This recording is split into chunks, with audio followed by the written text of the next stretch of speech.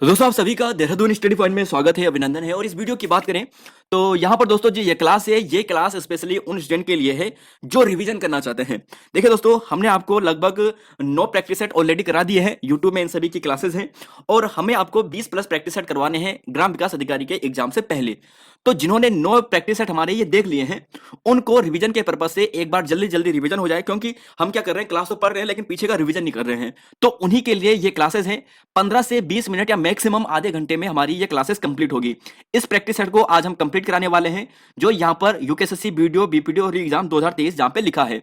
और अभी तक हमने आपको यहाँ पर 9 प्रैक्टिस सेट करा दिए हैं ग्राम विकास अधिकारी के लिए। क्वेश्चन पीडीएफ इसकी टेलीग्राम में है, आप चाहे तो वहां से ले सकते हैं। आंसर की पीडीएफ वहां पे आपको नहीं मिलने वाली। तो ये तो रहा यहाँ पर। अब देखिए दोस्तों, इन्हीं क्लासेस को हम आपको रिवाइज कराने वाले हैं। तो इन क्लासेस को यहाँ पर रिवीजन करते हैं, आधे घंटे में मैक्सिमम इस क्लास को हम कंप्लीट कर देंगे और केवल रिवीजन पर्पस से क्लास है। पहला जो हमारी क्लासेस हुई थी इन सभी टॉपिक से हुई थी और इन सभी टॉपिक को हमने पढ़ना था। उसके बाद जो हमारा टेस्ट 2 था, वहां पर हमने आपको ये टारगेट दिया था और उसका क्लास का रिवीजन हम परसों करवाएंगे।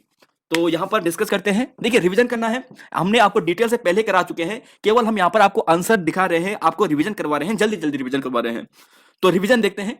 देखिए, पहला है मध्यकालीन आर्य भाषा का काल माना जाता है। तो मध्यकालीन आर्य भाषा का जो काल माना जाता है, ये 500 से लेकर 1000 ईसा तक माना जाता है। और जो भारतीय आर्य भाषा है, उन्हें हम 3 भागों में बांटते हैं। ये प्राचीन में होता है, मध्यकालीन में होता है और आधुनिक आर्य भाषा में होता है। तो आपको ऐसा पूछा जाएगा कि भारत की आर्य भाषाएं कितने भागों में बांटी गई है, तो 3 भागों में बांटी गई है। देखिए, नेक्स्ट क्वेश्चन था यहाँ पर कि भारतवर्ष के लिए हिंदी भाषा का नाम सर्वप्रथम किसने सुझाया था। तो देखिए दोस्तों, ये क्वेश्चन थोड़ा विवादित है, मदन मोहन मालवीय और राजा राम मोहन राय में है। कहीं पर इसका आंसर राजा राम मोहन राय मिलता है, कहीं पर मदन मोहन मालवीय मिलता है, लेकिन ज्यादातर बुकों में राजा राम मोहन राय है। तो हमने इस हिसाब से इसका आंसर ये दिया है। नहीं तो दोस्तों, आप अपने अपने स्तर पर भी इसका रिसर्च कर सकते हैं और अपने अनुसार भी दोस्तों इस प्रश्न का आंसर दे सकते हैं। क्वेश्चन 3 पे चलते हैं, क्योंकि क्वेश्चन 2 विवादित है। क्वेश्चन 3 पे चलते हैं कि कलकत्ता स्कूल बुक सोसाइटी की स्थापना किस वर्ष होती है। तो कलकत्ता जो स्कूल बुक है, कलकत्ता स्कूल बुक सोसाइटी की स्थापना ये 1817 में होती है। कब होती है? 1817 में होती है। देखिए, 20 क्वेश्चन हिंदी के होंगे, 40 क्वेश्चन उत्तराखंड के होंगे, 40 क्वेश्चन यहां पर बात करें तो जीएस और रीजनिंग के होंगे। तो यही क्रम है, पहले शुरुआत के 20 क्वेश्चन है, जल्दी जल्दी रिवीजन करेंगे, केवल आपको यहां पर आंसर देखने को मिलेंगे और आप हमारे साथ रिवीजन करोगे। 2011 की जनगणना के अनुसार, देखिए सॉरी 2011 के आंकड़ों के अनुसार वही है कि भारत में हिंदी को सर्वाधिक बोले जाने वाली भाषा कौन सी है। हिंदी के बाद भारत में बोली जाने वाली सर्वाधिक भाषा जो है वो बंगाली है। फिर आती है यहां पर अगर आप देखोगे तो बात है मराठी और चौथे नंबर पर आता है तेलुगु। तो क्वेश्चन 5 की बात करते हैं, किस भाषा को प्राकृत और आधुनिक आर्य भाषा के बीच की कड़ी माना जाता है। तो इसे हम अपभ्रंश कहते हैं। और अपभ्रंश की बात करें तो अपभ्रंश में एक प्रश्न बनता है कि अपभ्रंश का वाल्मीकि किसे कहा जाता है। तो स्वयंभू कवि है जिन्होंने पोएम चलो नामक एक कविता लिखी की एक रचना लिखी है, तो वह इनके यहाँ पर वाल्मीकि कहे जाते हैं, स्वयंभू कवि को। क्वेश्चन नंबर 6 है, हिंदी भाषा के उद्भव और विकास का सही क्रम क्या है।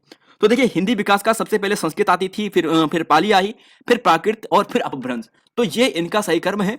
और यहाँ पर फिर शोरसेनी आई और शोरसेनी के अंतर्गत पश्चिमी हिंदी आती है। तो ऑप्शन सी यहाँ पर सही आंसर होगा। देखिए, सिंधी की बात करते हैं तो इसका विकास किस अपभ्रंश से हुआ था, यहाँ पे क्वेश्चन था।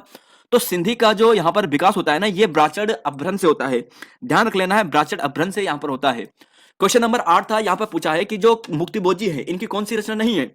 मुक्तिबोध जी की कौन सी रचना नहीं है। तो मुक्तिबोध जी की रचना आंखों देखा झूठ नहीं है। ये किसकी थी? ये थी यहाँ पर मनु भंडारी जी की।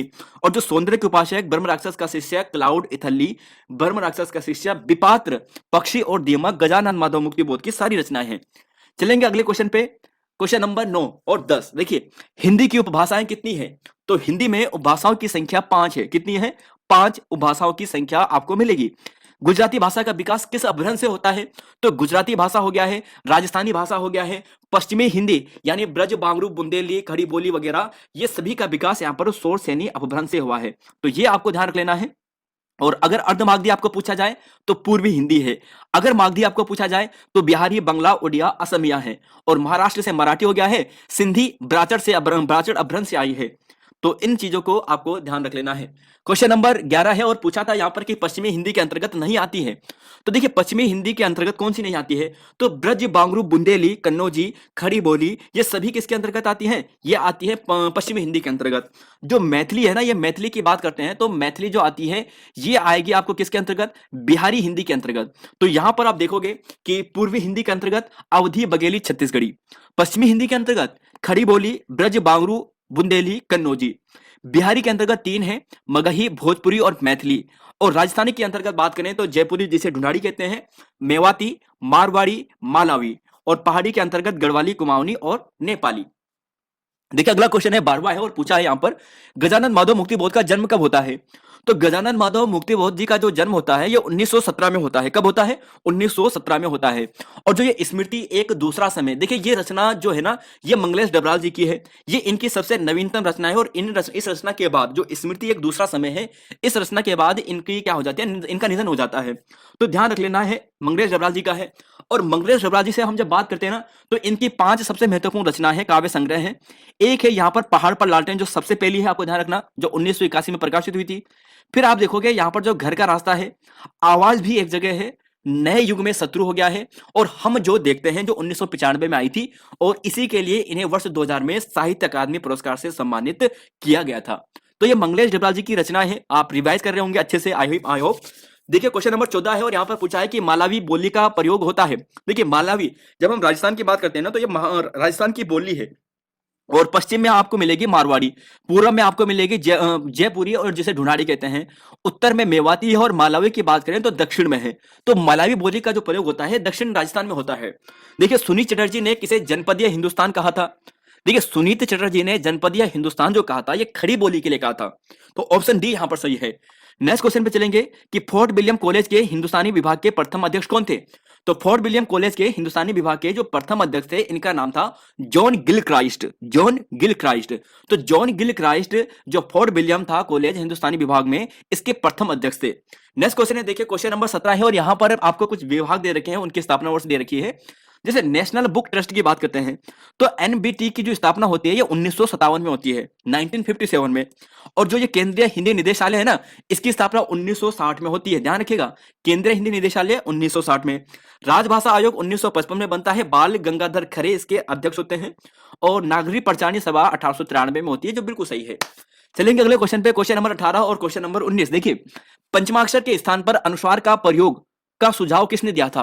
तो देखिए ये बहुत ही इंपॉर्टेंट प्रश्न है। और पंचमाक्षर के स्थान पर जो अनुस्वार का यहां पर जो सुझाव दिया था, ये श्याम सुंदर दास ने दिया था। ध्यान रखिएगा, श्याम सुंदर दास ने दिया था। अब देखिए अपभ्रंश आपको पूछा है, गलत कथन आपको बताना है। तो यहां पर अगर अपभ्रंश की बात करते हैं ना, तो अपभ्रंश को विद्यापति द्वारा देसिल बहना कहा गया है। पूछा जाएगा एग्जाम में कि देसिल बहना किसने कहा था अपभ्रंश को? तो विद्यापति कोकिल ने कहा था। अब यहीं पर अगर आपको ऐसा पूछा जाए कि जो अपभ्रंश है चंद्रधर शर्मा गुलेरी ने, इन्होंने पुरानी हिंदी कहा था। तो अपभ्रंश को पुरानी हिंदी चंद्रधर शर्मा गुलेरी, और देसिल बहना विद्यापति। अपभ्रंश काल का वाल्मीकि स्वयंभू कवि को कहा जाता है, जिनकी रचना थी पोयम चर्यू, है ना। और जिसे यहां पर बात करें, यहां पर क्वेश्चन 8 है, जैसे क्या लिखा है कि अपभ्रंश की उत्तरकालीन अवस्था प्राकृत है। उत्तरकालीन अवस्था प्राकृत है, तो देखिए प्राकृत नहीं होगा, ये हिंदी आ जाती है ना। तो यहां पर आपको ध्यान रखना है, ऑप्शन डी ही गलत है। अब देखिए नेक्स्ट क्वेश्चन था यहाँ पर 20वां था हिंदी का, और लास्ट क्वेश्चन था ये कि मूल संविधान में कुल भाषाएं 14 है। ये बिल्कुल सही है, वर्तमान में 22 हो चुकी हैं। जो 21वां संविधान संशोधन था ये 1967 में होता है। 1967 में 21वां संविधान संशोधन होता है, जिसके तहत सिंधी भाषा को जोड़ा जाता है। 21वां संविधान 1967। फिर 71वां होता है 92 में, और इसमें नमक को जोड़ा जाता है, कोंकणी, मणिपुरी, नेपाली को। और फिर होता है 92वां, जो 2004 में 2000, ये 4 दोस्तों गलत हो गया है, ये 2003 में होता है। और बोडो, डोगरी, मैथिली, संथाली भाषा को जोड़ा यहाँ पे जाता है। तो यह तो क्वेश्चन थे यहाँ पर किसके? यह क्वेश्चन थे हिंदी के। अब आपने आई होप अच्छे ढंग से ये 20 क्वेश्चन रिवाइज कर लिए हैं। अब हम उत्तराखंड जीएस के क्वेश्चन रिवीजन करते हैं। देखिए उत्तराखंड में कहा कायनिंग कैनोइंग अकादमी की स्थापना के लिए कहा गया है? तो यह कहा गया है टिहरी में। तो जो टिहरी है ना, टिहरी, यहाँ पर टिहरी डैम, तो वहां पर बोला गया है कि जो काइकिंग कैनोइंग जो अकादमी है, जो तैराकी से संबंधित, जहां पर एक नाव को चलाया जाता है, तो वह जो यहाँ पर अकादमी होगी टिहरी में खोली जाएगी। अब देखिए गौरी अम्बा पुरस्कार देखिए हाल ही में किसे प्रदान किया गया है, ये बताना है। तो गौरी अम्बा पुरस्कार जो दिया गया है डॉक्टर अलीडा ग्वेरा को दिया गया है। किसके दिया गया है? अलीडा ग्वेरा को दिया गया है। अब यहां पर देखिए जो लक्ष्मी सिंह है, उत्तर प्रदेश पुलिस की पहली महिला पुलिस कमिश्नर बनी है। तो उत्तर प्रदेश की पहली महिला पुलिस कमिश्नर हाल ही में कौन बनी है? लक्ष्मी सिंह बनी है। और जो सुंदर राम मूर्ति है ना, तो हाल ही में बॉम्बे स्टॉक एक्सचेंज बीएसई के एमडी और सीईओ इन्हें नियुक्त किया गया है। तो अच्छे से एक बार रिवाइज कर लीजिए दोबारा। अलीडा गेरा गौरी अम्बा पुरस्कार, सुंदरमन राममूर्ति एमडी सीईओ बने हैं बॉम्बे स्टॉक एक्सचेंज के। और पुलिस कमिश्नर पहली महिला कहां की? उत्तर प्रदेश की। तो ये कौन है? लक्ष्मी सिंह। ठीक है। और बेंजामिन नेतन्याहू तो कौन हो गए हैं, ये हो चुके हैं यहां पर इजराइल के वर्तमान पीएम। अब देखिए यहां पर ये यहां पर 33वां क्वेश्चन था, ये रीजनिंग वाला क्वेश्चन था। तो यहां पर ये बोला गया था जो अप्रैल है इसे क्या लिखा जाएगा यहां पर मिरर में। तो देखिए अप्रैल का मिरर में कुछ ऐसा आएगा, जो ऑप्शन आप बी देख रहे हैं ये यहां पर सही है। चलेंगे अगले क्वेश्चन पे, क्वेश्चन नंबर 24 है। देखिए यहां पर देखिए, मुकदमों को शीघ्र निपटान हेतु 45 फास्ट ट्रैक का गठन किया जाता है अप्रैल 2001 में। तो अप्रैल 2001 में 45 फास्ट ट्रैक कोर्ट का गठन किया जाता है। अब देखिए एक चर्चा में हाल ही में रहा था मिशन 929। तो जो ये 929 था ना, जो हाल ही में त्रिपुरा में चुनाव हुए हैं, तो यहां पर चुनाव में मतदान की प्रतिशतता अधिक बढ़ाए, इसके लिए ये मिशन 929 लॉन्च किया गया था। हाल ही में किस राज्य सरकार ने मुख्यमंत्री सुखाश्रय सहायता कोष लॉन्च किया है? तो मुख्यमंत्री सुखाश्रय सहायता कोष जो लॉन्च किया है, ये हिमाचल प्रदेश ने किया है। किसने किया है? हिमाचल प्रदेश ने किया है। ठीक है। अगला क्वेश्चन है, देखिए 27वां है कि हाल ही में अहमदाबाद दिल्ली संपर्क क्रांति एक्सप्रेस का नाम बदलकर क्या किया जाएगा? तो हाल ही में अहमदाबाद दिल्ली संपर्क क्रांति जो एक्सप्रेस है ना, यहां पर इसका नाम बदलकर अक्षरधाम एक्सप्रेस किया जाएगा। क्या किया जाएगा? अक्षरधाम एक्सप्रेस किया जाएगा, यह कहा गया है। तो अक्षरधाम एक्सप्रेस ध्यान रखिएगा। अब देखिए महिलाओं की हमारे उत्तराखंड में आरक्षण 33% से बढ़ाकर 50% कर दिया जाता है। तो कब किया जाता है? तो ये 2008 में किया जाता है और भुवन चंद्र खंडूड़ी जी के नेतृत्व में किया जाता है। नगरीय स्वास्थ्य प्रणाली की शुरुआत उत्तराखंड में 1916 में हुई थी। और देखिए एक कथन यहां पर है कि यदि रूसों का जन्म नहीं होता तो फ्रांस की क्रांति का होना असंभव था, यह कथन कहा था नेपोलियन बोनापार्ट ने। अब देखिए रूसों का अगर जन्म ही नहीं होता, जिसने सोशल कॉन्ट्रैक्ट एक पुस्तक लिखी है, तो उसके संदर्भ में यह कहा गया है कि फ्रांस की क्रांति का होना असंभव था, और यह कहा था नेपोलियन बोनापार्ट ने उसके संदर्भ में। अब मेजनी की बात करते हैं, तो मेजनी का संबंध दोस्तों एक यहां पर जो कार्बोनरी था ना, इससे संबंध था। ये यहां पर जो यहां पर है ना, अलग अलग यहां पे लासिना कार्बोनरी डायट, तो इन इस एक संस्था से जुड़े थे कार्बोनरी से, तो ध्यान रखना है कार्बोनरी से। नेक्स्ट क्वेश्चन है यहां पर 32वां कि हाल ही में कहा विश्व का पहला ताड़ के पत्तों का पांडुलिपि? तो ये सभी को याद हो चुका होगा कि तिरुवनंतपुरम केरल में इसकी स्थापना की गई है। मनरेगा श्रमिक को पेंशन एवं चिकित्सा प्रदान करने के क्रम में राज्य सरकार ने कल्याण बोर्ड का गठन किया है। तो जो ये केरल है ना, जो हाल ही में काफी चर्चा में भी चल रहा है, तो यहां पर आपको ये ध्यान रखना है, जो केरल है यहां पर इसी ने ये मनरेगा श्रमिकों के लिए कल्याण बोर्ड के गठन की बात की है। अब देखिए उत्तरांचल नाम परिवर्तन होता है, अधिसूचना जारी जो की जाती है ये 29 दिसंबर 2006 को की जाती है, और 1 जनवरी 2007 से इसका नाम उत्तराखंड पड़ जाता है। देखिए नेक्स्ट क्वेश्चन है, यहां पर उत्तर प्रदेश पुनर्गठन विधेयक लोकसभा में कब प्रस्तुत किया जाता है? तो उत्तराखंड उत्तर प्रदेश पुनर्गठन विधेयक लोकसभा में जो प्रस्तुत होता है ये 27 जुलाई को होता है, पारित 1 अगस्त को होता है, और 10 अगस्त को राज्यसभा से पारित हो जाता है, और 28 अगस्त को के.आर. नारायण जो राष्ट्रपति थे उनके द्वारा स्वीकृति मिल जाती है। फिर देखिए यहां पर मिरर वाला प्रश्न है, आंसर दोनों का। देखिए वाटर की यहां पर बात करें तो वाटर का जो यहां पर आएगा सी आएगा। देखिए अगर आप देखोगे यहां पर वाटर है ना, तो वाटर में आपको आर कैसा दिखाई देगा, ये उल्टा वाला है ना। ई की बात करें ये, तो जो ऑप्शन सी है वाटर का ये सही है। और ऐसे ही जो आपको ये आकृति दिखाई दे रही है, यहां पर जो ऑप्शन ए है मिरर में, इसका कुछ ऐसा दिखाई देगा, तो ए इसका राइट है। चलेंगे अगले क्वेश्चन पे, क्वेश्चन नंबर यहां पर 38। देखिए इटली के एकीकरण में यंग इटली का गठन किसके द्वारा किया गया था? तो मेजनी के द्वारा ही यंग इटली का गठन किया गया था। ठीक है। अब देखिए खेलो इंडिया सीनियर राष्ट्रीय महिला खो खो लीग कहां आयोजित की गई है हाल ही में, यह आपको बताना है। खेलो इंडिया सीनियर महिला राष्ट्रीय महिला खो खो लीग, तो राष्ट्रीय महिला खो खो लीग जो हाल ही में आयोजित की गई है, ये चंडीगढ़ यूनिवर्सिटी में की गई है। कहां पर? चंडीगढ़ यूनिवर्सिटी में। अब देखिए यह है कि जो हमारे मोदी जी है, इन्होंने 26वें राष्ट्रीय युवा महोत्सव का हाल ही में उद्घाटन किया है, और ये इन्होंने हुबली से किया है। कहां से किया है? हुबली से किया है। तो प्रधानमंत्री नरेंद्र मोदी ने 26वें राष्ट्रीय युवा महोत्सव का जो उद्घाटन किया है, ये हुबली से किया है। चलेंगे अगले क्वेश्चन पे, यहां पर है 41वां क्वेश्चन है कि देखिए क्वेश्चन ये था कि जो कौशिक समिति ने जो 1994 में एक रिपोर्ट प्रस्तुत की थी, इसके समर्थन कितने प्रतिशत लोगों ने किया था? तो 68% लोगों ने ये किया था, 68% लोगों ने। और उत्तराखंड क्रांति दल के जो 14वें अधिवेशन होता है, 14वें अधिवेशन, इसमें गैरसैंण का नाम चंद्रनगर रखने की बात करते हैं, शिलान्यास रखा जाता है। तो ये बात होती है जुलाई 1992 की। तो जुलाई 1992 यहां पर सही है। अब देखिए यह है कि विशाल स्नानागार, जो हड़प्पा सभ्यता का जो विशाल स्नानागार मिला है ना, ये मिला है मोहनजोदड़ो से। कहां से मिला है? मोहनजोदड़ो से। और यह है कि नेक्स्ट क्वेश्चन है कि जो धातु है हड़प्पन सभ्यता में नहीं पाई जाती है, नहीं पाई गई थी, तो हड़प्पा सभ्यता में जो धातु नहीं पाई गई थी उसका नाम था लोहा। क्या था? लोहा। तो ये चीजें आपको ध्यान रख लेनी है। देखिए नेक्स्ट क्वेश्चन है यहां पर 45-46 श्रीयंत्र टापू कांड कब हुआ था? श्रीयंत्र टापू कांड, तो देखिए श्रीयंत्र जो टापू कांड होता है ना, ये 10 नवंबर 1995 को होता है। कब होता है? 10 नवंबर 1995 को श्रीयंत्र टापू कांड होता है और यशोधर बेंजवाल और राजेश रावत जी यहाँ पे शहीद होते हैं। खटीमा कांड 1 सितंबर को होता है। आपको खटीमा कांड से ये ध्यान रखना है कि जो शहीद हुए थे वो कौन कौन से थे। देखिए ये तो बहुत कॉमन क्वेश्चन हो गया कि खटीमा कांड 1 सितंबर 1994 को हुआ था, है ना। आपको यहाँ पर नाम ध्यान रखने हैं जो शहीद हुए थे। धर्मानंद भट्ट, गोपीचंद, धर्म, गोपी, राम, भगवान, सिरोला। ठीक है, धर्म, गोपी, राम, भगवान, सिरोला, आप एक साथ ऐसे याद कर लोगे, धर्म, गोपी, राम, भगवान, सिरोला, है ना। तो ये तो आपको हो जाएगा, भगवान सिंह सिरोला हो गया है। फिर देखोगे प्रताप, सलीम अहमद और परमजीत। ठीक है, ये चीजें आपको ध्यान रख लेना है। और देखिए परमजीत सिंह हाल ही में चर्चा थी, कल की क्लास में आपको करवाया था। परमजीत सिंह कौन है? परमजीत सिंह ये हैं जिन्होंने हाल ही में जो एशियन वॉक रेस हुई थी ना, मैराथन वॉक रेस, जो कहां पे हुई थी? यहाँ पर जापान में हुई थी। वहां पर इन्होंने 9वीं रैंक हासिल की है और 9वीं रैंक हासिल करने के बाद उत्तराखंड के ये व्यक्ति बन गए हैं, पहले दूसरे व्यक्ति बन गए हैं अभी तक के हिसाब से, अभी तक के समय तक, जिन्होंने यहाँ पर ओलंपिक के लिए क्वालिफाई किया है। पेरिस ओलंपिक ओलंपिक के लिए इन्होंने क्वालिफाई किया है, ये चीज आपको ध्यान रखनी है। धर्म सुधार आंदोलन में मॉर्निंग स्टार किसे कहा जाता था? तो जो धर्म सुधार आंदोलन है ना, इसका जो मॉर्निंग स्टार है ये जॉन वाइकिल्फ को कहा जाता था। सुनिए दोबारा, जो धर्म सुधार आंदोलन है इसका मॉर्निंग स्टार जॉन वाइकिल्फ को कहा जाता था। किसको कहा जाता था? जॉन वाइकिल्फ को कहा जाता था। रक्त लोहे की नीति का अवलंबन क्या था? बिस्मार्क ने, ध्यान रखना है, बिस्मार्क ने। तो रक्त एवं लोहे की नीति का जो अवलंबन किया था ये बिस्मार्क ने किया था। नेक्स्ट क्वेश्चन पे चलेंगे। देखिए 49 पे क्वेश्चन है कि देखिए दोस्तों यहाँ पर है, भारत छोड़ो आंदोलन के समय महिला क्रांतिकारी के नेतृत्व में देश सेवक संगठन के संबंध में, देखिए इन्होंने एक देश सेवक संगठन बनाया था जब भारत छोड़ो आंदोलन की बात चल रही थी। तो जिनमें विद्या देवी थी, कुंती देवी थी, सरस्वती देवी थी, भागीरथी देवी थी। इन्होंने रेल संपत्ति को काफी नुकसान पहुंचाया था उस क्रांतिकारी के समय पे, है ना। तो जिसके कारण इन्हें 15-15 वर्ष की सजा हुई थी। तो आपको बताना है कि इसका नेतृत्व किसने किया था? तो इनका जो नेतृत्व किया था वो था मालती देवी जी।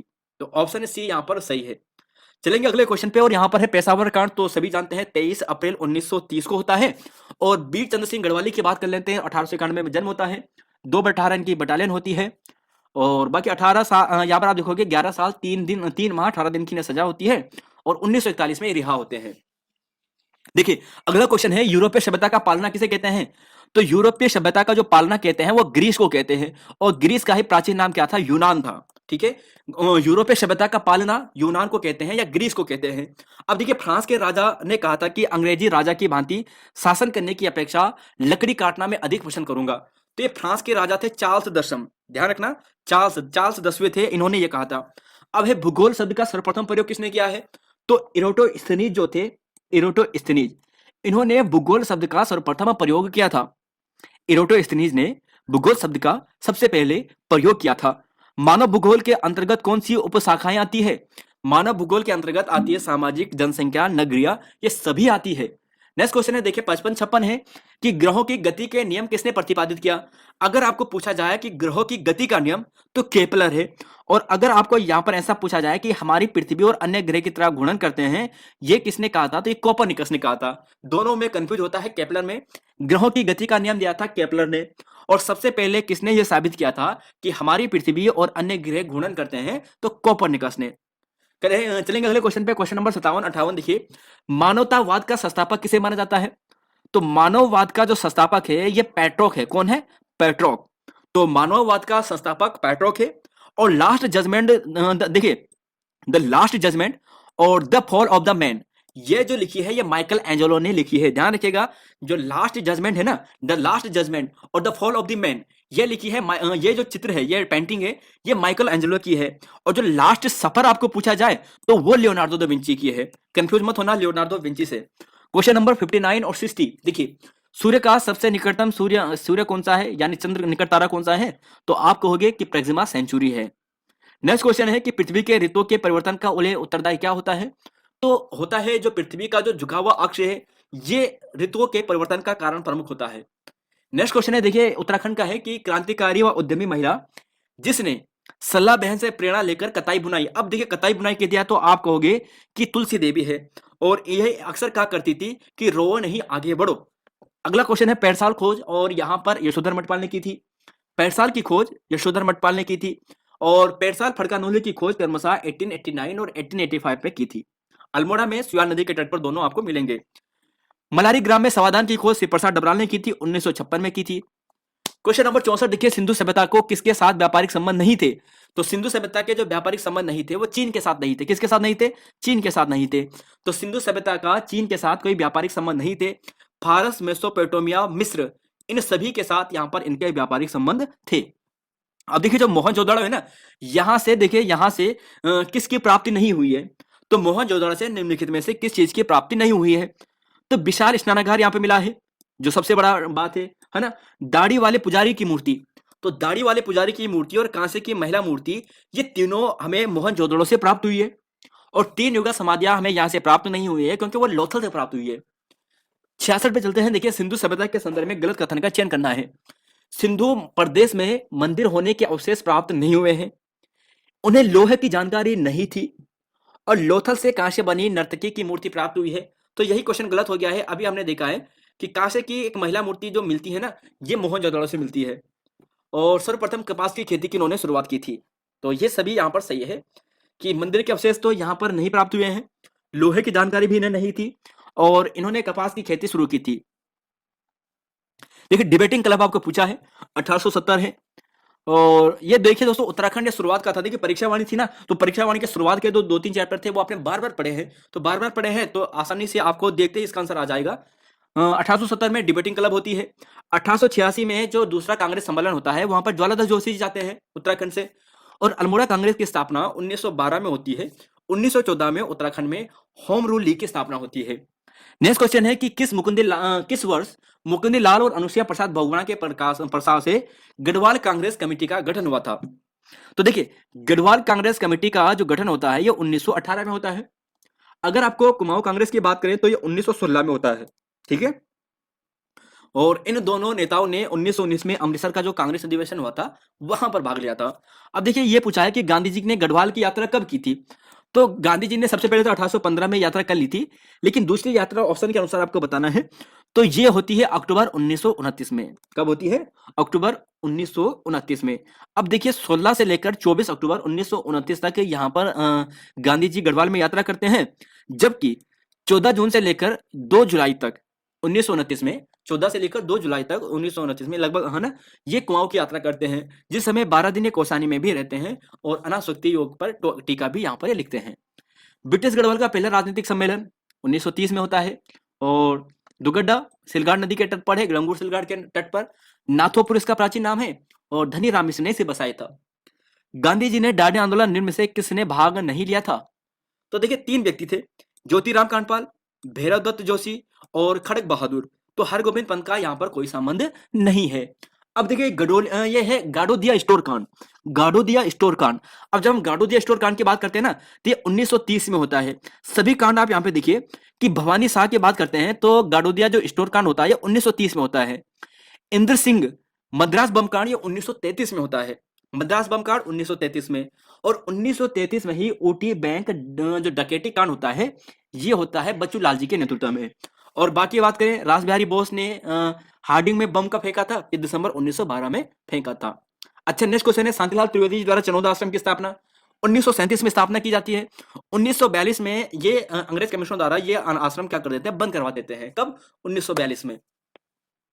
देखिए, सल्ट कुमार की बात करते हैं, 5 सितंबर 1942 को कौन व्यक्ति शहीद हुए थे? तो देखिए, शहीद की बात करते हैं, यहां पर हुए थे चूड़ामणि जी। तो गंगाराम, खेमादेव, चूड़ामणि और बहादुर सिंह, ये 4 व्यक्ति 5 सितंबर 1942 को सल्ट आंदोलन में यहां पर शहीद हुए थे। गंगाराम, खीमादेव, चूड़ामणि, बहादुर सिंह। और इस समय जो अंग्रेज अधिकारी था जिसने गोली चलाने के आदेश दिए थे, इसका नाम जॉनसन था। और जो टीका सिंह और नरसिंह धानक है ना, अल्मोड़ा के जो धामदेव है, सालम, धामदेव शालम, वहां पर ये शहीद हुए थे 25 अगस्त 1942 को। कौन कौन से? टीका सिंह और नरसिंह धानक, ध्यान रखिएगा। और बारदोली की संख्या गांधी जी ने इसकी की थी, सल्ट वाले की। अब देखिए, ये दर्पण प्रतिबिंब है, 3:15 के समय है, तो वास्तविक समय क्या होगा? तो सिंपल दोस्तों, दर्पण प्रतिबिंब में क्या करते हैं, जो 11:60 है, 11:60 से इसे डिवाइड कर देते हैं, सॉरी, कि माइनस कर देते हैं। तो 11:60 से, यानी हावर के नीचे हावर लिख के, मिनट के नीचे मिनट लिख के आप माइनस कर दो 11:60 से, आपका आंसर आ जाएगा। 78वां क्वेश्चन था कि स्वतंत्रता आंदोलन के समय फरवरी 1932 में किस महिला को क्रांतिकारी को लखनऊ जेल भेजा गया था? तो लखनऊ जेल किस क्रांतिकारी महिला को भेजा गया था? तो देखिए लखनऊ भेजा गया था पद्मा जोशी जी को। किसको भेजा गया था? पद्मा जोशी जी को। कुंती वर्मा जी को जिंदा मुर्दा पकड़ने के आदेश दिए थे, और बाकी जो यहाँ पर और महिलाएं थी उन्हें फतेहगढ़ जेल भेजा गया था, जो अन्य 8 महिलाएं थी इनके साथ। और बिश्नी देवी के नेतृत्व में अल्मोड़ा नगर पालिका में कुंती वर्मा, जीवंती देवी, मंगला देवी, रेवंती देवी द्वारा तिरंगा झंडा को फहराया गया था। चलेंगे अगले क्वेश्चन पे। 79 और 80 है। देखिए, पुरातात्विक अवशेष के रूप में निम्नलिखित में से कौन से तत्व कालीबंगा में नहीं पाए जाते हैं? तो पुरातात्विक अवशेष के रूप में तो ये मिट्टी का हल है दोस्तों। देखिए, पुरातात्विक अवशेष के रूप में कालीबंगा में नहीं पाए गए हैं। तो देखिए, कृषि के यहाँ पर साक्ष्य जरूर मिले हैं कालीबंगा में, कि कृषि का यहाँ पे सबसे प्राचीनतम साक्ष्य मिलता है कि यहाँ पर कृषि हुई होगी, है ना। यहाँ पर सॉरी कृषि हुई है सभ्यता में, ये प्रमाण हमें यहाँ पे मिलता है। भूकंप का यहाँ पे हमें प्रमाण मिलता है। चूड़ियों का हमें यहाँ पे प्रमाण मिलता है। लेकिन हल का, मिट्टी का जो हल है, इसका प्रमाण हमें नहीं मिलता है। इसका जो प्रमाण मिलता है मिट्टी का हल, हमें बनावली से मिलता है। बनावली क्या बना है? मिट्टी का हल। तो बनावली मिट्टी का हल। तो ये ध्यान रखिएगा, मिट्टी का हल बनावली से प्राप्त होता है, ना कि कालीबंगा से। कौन सा हड़प्पा कालीन गुजरात में स्थित नहीं है? तो ये आपको मिलेगा गुजरात में। कौन सा नहीं है? तो आपको हो गया देमाबाद। देमाबाद आपको महाराष्ट्र में मिलेगा। और सबसे नीचे वाला, सबसे दक्षिणतम हड़प्पा सभ्यता ने साइट है। हड़प्पा सभ्यता का कौन सा नगर 3 भागों से विभाजित था? 3 भागों में कौन सा नगर विभाजित था? तो देखिए, हड़प्पा सभ्यता का जो धोलावीरा था ना, ये 3 नगरों में विभाजित था। कौन सा था? धोलावीरा। कौन सा ग्रह आंतरिक ग्रहों का हिस्सा नहीं है? आंतरिक ग्रह कौन हो गया? जो शुरुआत के ग्रह हो गए, बुध, शुक्र, पृथ्वी, मंगल। तो ये आंतरिक ग्रह होंगे। बाहरी ग्रह बृहस्पति के बाद बृहस्पति, शनि, यूरेनस और नेपच्यून। तो ये सभी, यानी बृहस्पति से लेकर लास्ट तक नेपच्यून तक, ये सभी बाहरी ग्रह हैं। अगला है 83, 84। देखिए दोस्तों, एक बार फिर से दोहरा देता हूं, ये ऐसी नहीं कि हम आपको याद करवाएं, या हम आपको केवल रिवीजन करवा रहे हैं। जिन्होंने पहले ये क्लासेस देखी होंगी उन्हें यहाँ पर बेनिफिट करेंगे और रिकॉल कर पाएंगे जल्दी जल्दी। देखिए, स्वतंत्रता आंदोलन 1942 के दौरान देवकी नंदन पांडे व भागीरथ पांडे जी के द्वारा प्रेम विद्यालय ताड़ीखेत में खोला गया है। आपको पूछा जाएगा कब खोला गया? 1942 में खोला गया। ठीक है।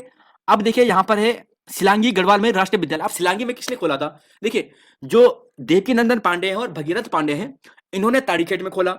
और सिलांगी की बात करते हैं तो सदानंद कुलकर्णी जी ने खोला। तो ऑप्शन सी यहां पे सही है। नेक्स्ट क्वेश्चन है, देखिए कि क्षुद्र ग्रहों की कक्षाओं के बीच में पाए जाते हैं। जो क्षुद्र ग्रह होते हैं, एस्ट्रॉइड होते हैं, है ना, ये कहां पर पाए जाते हैं? तो इनकी संख्या जो मैक्सिमम आपको मिलेगी, ये मंगल ग्रह और यहां पर जो बृहस्पति ग्रह ना, इसके बीच में मिलेगी। तो मंगल और बृहस्पति ग्रहों के बीच में। अब देखिए, यह है big bear, Ursa Major, Orion, Cassiopeia, Leo Major. अब ये कंफ्यूजिंग नाम है, शायद पहली बार सुना होगा। तो ये नक्षत्र के नाम है। किसके नाम है? नक्षत्र के नाम है। तो big bear, Ursa Major, Orion, Cassiopeia, ये सभी नक्षत्र है। क्या है? तारामंडल है। नेक्स्ट क्वेश्चन पे चलेंगे। क्वेश्चन नंबर यहाँ पर 87। देखिए, उत्तराखंड न्यायालय की बात की गई है तो देश का ये 20वां न्यायालय है। 27 अप्रैल 1897 को इसका शिलान्यास होता है और 27 अप्रैल 1900 में, वर्ष 1900 में इसका उद्घाटन हो जाता है। तो अप्रैल 1897 में स्थापना, 1900 में कंप्लीट हो जाता है। सेंटोनी मैकडोनाल्ड द्वारा निर्माण, डिजाइन कौन कराता है? स्टीवंस कराता है। चलेंगे अगले क्वेश्चन पे। प्रथम विधानसभा का चुनाव होता है। तो प्रथम विधानसभा का जो चुनाव होता है, ये 14 फरवरी 2002 को होता है। कब होता है? 14 फरवरी 2002 को होता है। अगला क्वेश्चन देखिए, यहां पर है, यहां पर देखिए कि उस समय एनडी तिवारी यहां पर शपथ लेते हैं 2 मार्च को। तो एनडी तिवारी शपथ लेते हैं 2 मार्च को। मतदान आपको पूछा जाए तो 54%, 54.34%। ठीक है। और कांग्रेस को 36 मिलती है, बीजेपी को 19 मिलती है, यूकेडी को 4 मिलती है, महिला विधायक इसमें कुल 4 होती है, और निर्दलीय की बात करें तो वह भी 4 होती है। नेक्स्ट क्वेश्चन है 89। अंतरिम विधानसभा में प्रथम विधानसभा अध्यक्ष कौन थे? अंतरिम में थे प्रकाश पंत, निर्वाचित में थे यशपाल आर्य, दूसरी में बनते हैं हरबंस कपूर, तीसरे में बनते हैं गोविंद कुंजवाल। ठीक है, ये क्रम ध्यान रखिएगा। चलेंगे अगले क्वेश्चन पे। क्वेश्चन नंबर यहां पर है 90, 91।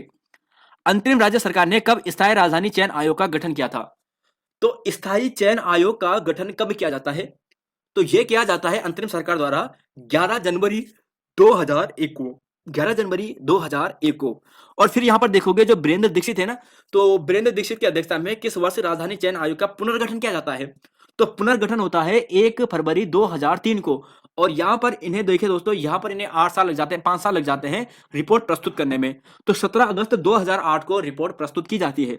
तो देखिए एक बार, जो राजधानी चयन आयोग है सबसे पहले गठित होती है 11 जनवरी 2001 को। ये अंतरिम सरकार में होती है। फिर इसी को रिन्यू किया जाता है 1 फरवरी 2003 को। कब किया जाता है? 1 फरवरी 2003 को। तो यहां पर आप ऐसे याद कर सकते हो, देखिए 1 एक और फिर पीछे वाला एक, तो एक एक एक यानी 3। तो फिर देखिए जनवरी का फरवरी कर दीजिए, फरवरी 2003 में, तो यहां पर पुनर्गठन किया जाता है और 2008 में रिपोर्ट प्रस्तुत की जाती है। देखिए अगला क्वेश्चन है कि विभिन्न संगठनों को मिलाकर उत्तरांचल संयुक्त संघर्ष समिति का गठन कब किया जाता है। अब विभिन्न संयुक्त संघर्ष समिति मिला देती है ना, तो लगभग 4-5 संघर्ष समिति होती है, संघर्ष वाहिनी वगैरह बहुत सारी होती है। इन 4-5 को मिलाकर एक संयुक्त संघर्ष समिति का गठन किया जाता है दिल्ली में, और यह किया जाता है जनवरी 1989 में। कब? जनवरी 1989 में। फिर है उत्तराखंड क्रांति दल विधायक जसवंत सिंह द्वारा किस वर्ष पृथक राज्य का पहला प्रस्ताव यूपी विधानसभा में रखा जाता है। तो ये रखा जाता है 1990 में। कब रखा जाता है? 1990 में। तो जसवंत सिंह रावत जी के द्वारा पृथक राज्य का पहला प्रस्ताव उत्तर प्रदेश विधानसभा में 1990 में रखा जाता है, और उत्तरांचल संयुक्त संघर्ष समिति का गठन जनवरी 1989 में दिल्ली में किया जाता है। 94-95 क्वेश्चन है कि सौर मंडल के किस ग्रह को हरित ग्रह के नाम से जाना जाता है। तो जो ये अरुण है यानी यूरेनस है, इसे कहा जाता है हरित ग्रह। ठीक है, हरित ग्रह यूरेनस को। नेक्स्ट क्वेश्चन है सूर्य के वायुमंडल की सबसे बाहरी परत कोरोना होती है। सबसे भीतरी परत आपको पूछी जाए तो रेडियोधर्मी टाइप की है। अगला क्वेश्चन है 96 क्वेश्चन है, देखिए हमारे सौर मंडल का सबसे गर्म ग्रह कौन सा है। तो सौर मंडल का सबसे गर्म ग्रह है शुक्र। आपको केवल यहां पर यह ध्यान रख लेना है कि सूर्य का दूसरा निकटतम ग्रह है, सौर मंडल का छठा सबसे बड़ा ग्रह है। इंपॉर्टेंट दोस्तों यहां पर यह है कि यहां पर आपको यह ध्यान रखना है शुक्र और अरुण दो ऐसे ग्रह हैं जो विपरीत दिशा में घूमते हैं, यानी सूर्य पश्चिम में उदय होता है और पूर्व में अस्त यहां पर इनका होता है ना, उल्टा होता है पृथ्वी के, शुक्र और अरुण ग्रह। और यहां पर अलग अलग उपग्रह भेजे गए थे ये शुक्र के लिए। तो जैसे एक है मेरियर श्रृंखला वाला, क्या है मेरियर श्रृंखला, एक है पाइनियर वाला, एक है मैगलन।